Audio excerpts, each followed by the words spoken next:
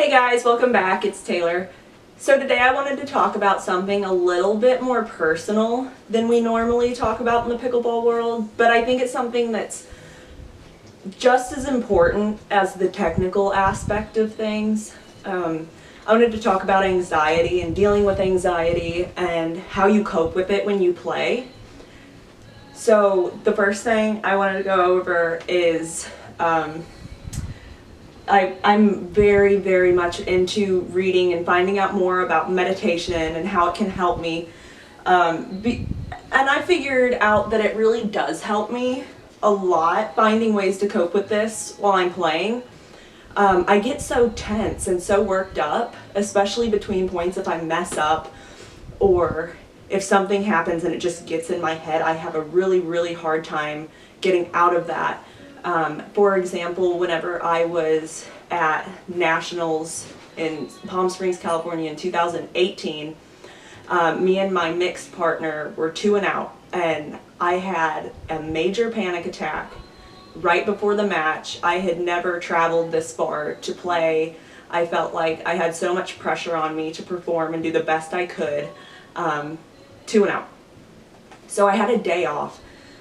And the next day I was going to play women's doubles with a partner that I'd never met before. And I had already kind of decided in my mind, like, this isn't for me. I'm not going to do good. You know, I see how I performed the day before. So my friend told me to do sports psychologist, like go see a sports therapist or sports psychologist. And of course, you know, being out in California, I can't really just do that, especially on such short time notice. But he went ahead and talked me through, because he had been before and he said it made a ton of difference. So he talked me through everything, and I ended up falling asleep, and I'm like, this is bogus, this is silly, you know, I'm wasting my time with this. I didn't feel any different at all. But I woke up that morning, got ready, went and met my partner for the first time, and we beat everyone 2 games, and we took gold. And I think that is just remarkable that someone was able to use my subconscious to help me relax and help me just go out there and play my game. So that was something really that interests me, and something that I'm going to keep looking into. It's amazing the way that our minds work and how we can overcome things and not even realize it sometimes. So now that that's been, almost 3 years ago, I've just been doing a lot of research on meditation, and I've been starting yoga just to help me ease my mind, especially before tournaments or job interviews or anything like that. So I found this book at, I think it was Goodwill, just a couple bucks. It's called Ordinary Magic. And it's just a book compiled of several different stories, and I just wanted to read you guys this little excerpt out of here because I think it really applies to me playing, and I need to remember this when I play. And even just breathing, just stepping off to the side and taking some deep breaths and focusing on my breath really helps me get back in the game and forget what happened the last point, because, you know, it doesn't matter at that point what happened before. You have to go back and focus on what you're doing.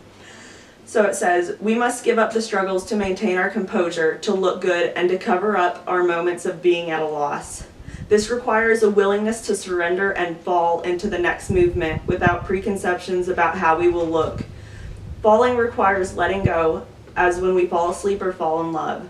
If we refuse to fall, our body becomes rigid and our movements become permeated. We must also be willing to let ourselves do it wrong and let our awkwardness be witnessed. To be seen like this may feel uncomfortable for the performer, but the spectator often finds it gripping and engaging. I know a few days ago on the Pickleball forum, I saw somebody mention this, and you don't have to be really worried about other people watching you, because everyone makes mistakes and everyone realizes that. But being able for people of a lower level to be able to watch you and see you mess up and take it in a humble way, I think that speaks a lot to those people, the people watching, people that may be looking up to you. I think so much, and what we need in this world right now is kindness and just being able to be respectful to each other and understand that not anyone's perfect. And one other thing, before I go, I wanted to show you guys some of my little tools I use. And I know this is kind of far out there for some of you guys, but a lot of times if I'm feeling really anxious or if I really don't feel good about a tournament or myself that day, I use little crystals, they look like little pebbles, and I'll put them in my waistband and I'll play with these, and it just, every time I feel them, it reverts my mind back to, okay, I can do this, relax, no worries. It can be, these are store-bought. You can even go out and find your own. I found this one in, I think, Golden, Colorado. It's just a big old piece of quartz. I'm a rock collector. I love, love, love rocks. But just finding the little things that can help you get through the stress and the anxiety of playing. I found that it really has helped improve my game. And like the perfect example I used was being at nationals. Anxiety and depression is something that a lot of us deal with and we don't really want to talk about.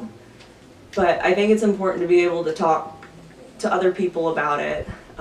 Many of you don't know I've got an ESA, an emotional support animal. He's in training to be a service dog. He'll go to a lot of tournaments with me, and just knowing that he's there gives me the peace of mind, because he really is, he's like my best friend. And just having someone or something there that will bring you peace of mind, it just changes everything. It did for me, at least. So I hope you guys have a good week, and I'll see you later. Stay safe.